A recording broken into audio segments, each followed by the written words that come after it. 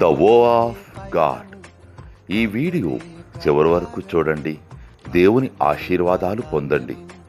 దేవుని నామములో మీకు నా హృదయపూర్వక వందనములు. మిమ్మల్ని మీ కుటుంబమును దేవుడు బహుగా ఆశీర్వదించునుగాక. ఈరోజు మీ రాకపోకలి యందు మీరు చేసే ప్రతి పనిలోనూ దేవుడు మీకు తోడుగా ఉండునుగాక. మీరు ఊహించిన అద్భుతాలు, ఆశ్చర్యకార్యాలు ఈరోజు మీ దేవుడు మీ జీవితంలో చేయునుగాక.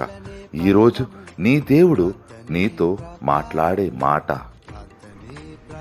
దేవుడు నా ప్రార్థనను త్రోసివేయలేదు. కీర్తనలు 66వ అధ్యాయము 20వ వచనం. God has not turned away my prayer.